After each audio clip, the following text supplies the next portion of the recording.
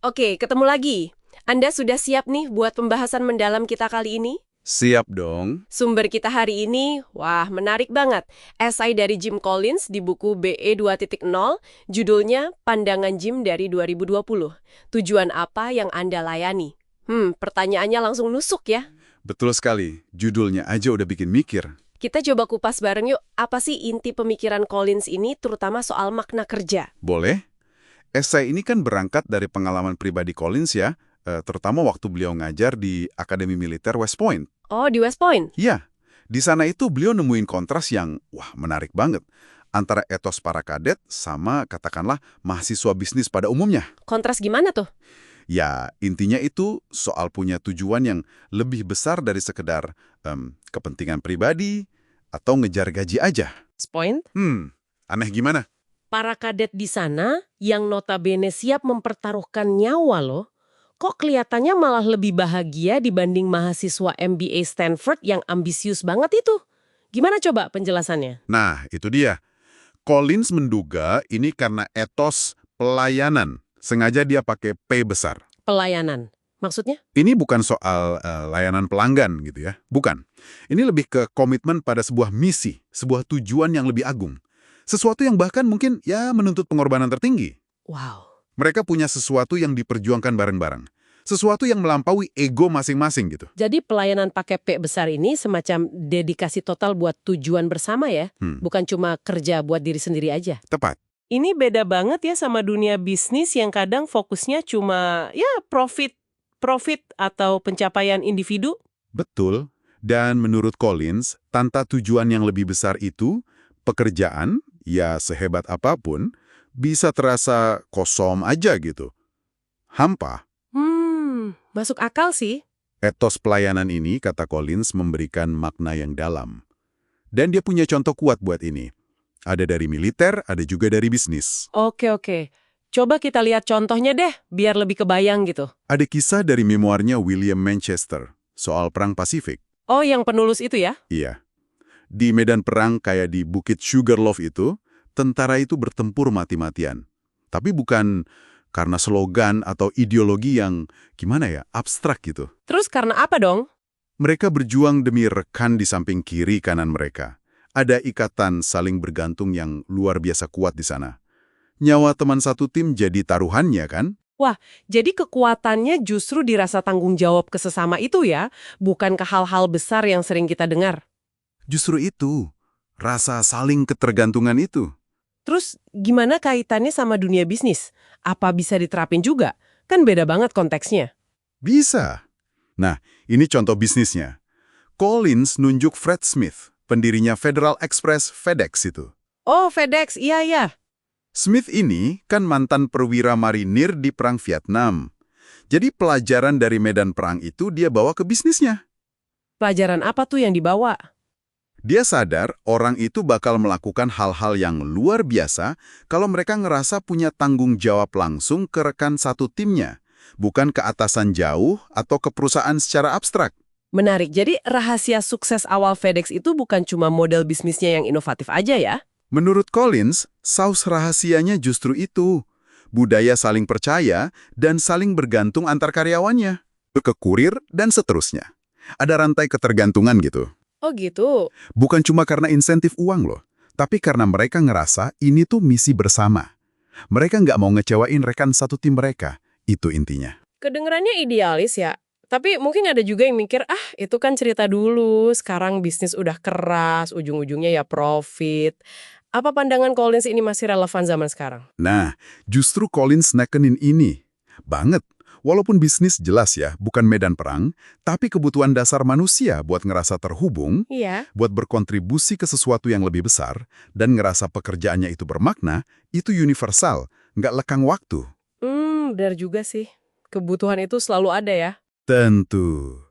Implementasinya beda-beda ya di tiap perusahaan, tapi intinya membangun budaya di mana orang merasa saling butuh dan punya tujuan bersama, itu bisa ngasih nilai yang nggak bisa diukur pakai uang.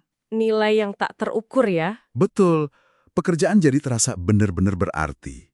Nah, ini sesuatu yang mungkin bisa Anda refleksikan juga dalam konteks Anda sendiri. Masuk akal banget. Jadi ini semacam pengingat ya buat kita semua, di tengah kesibukan ngejar target, sukses materi, jangan-jangan kita lupa nanya, apa sih makna di balik semua ini? Iya kan? Kerja keras terus-terusan, tapi kalau nggak ada tujuannya, ya bisa bikin burnout juga ujung-ujungnya. Persis.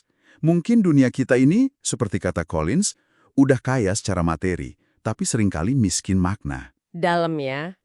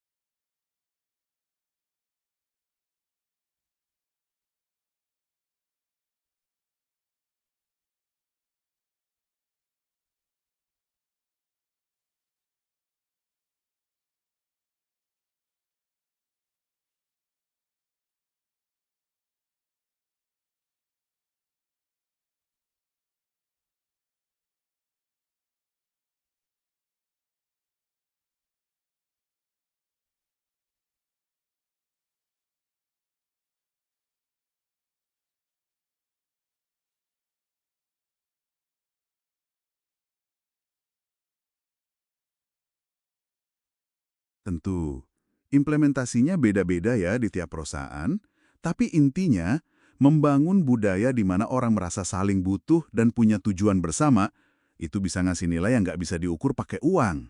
Nilai yang tak terukur ya. Betul, pekerjaan jadi terasa benar-benar berarti. Nah, ini sesuatu yang mungkin bisa Anda refleksikan juga dalam konteks Anda sendiri. Masuk akal banget. Jadi ini semacam pengingat ya buat kita semua.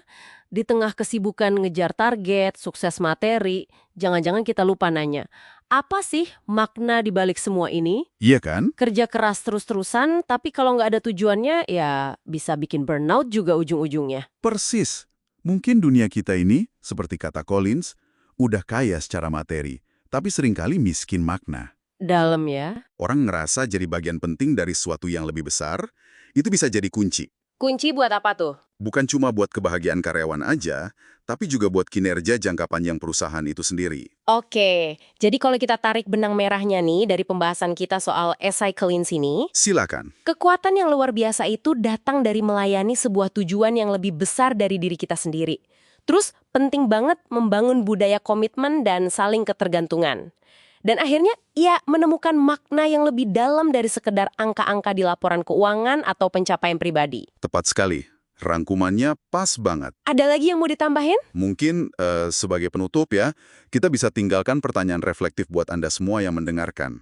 Sesuai sama judul esainya Collins. Boleh, pertanyaan apa tuh? Coba deh direnungkan. Di luar daftar tugas harian Anda atau target kuartalan perusahaan Anda, tujuan mendasar apa sih yang sebetulnya dilayani oleh pekerjaan atau organisasi Anda? Pertanyaan bagus tuh. Dan yang mungkin lebih penting lagi, bagaimana caranya Anda bisa ikut membantu menumbuhkan rasa tujuan bersama dan saling ketergantungan yang lebih kuat di lingkungan kerja Anda? Ya, coba direnungkan hal ini.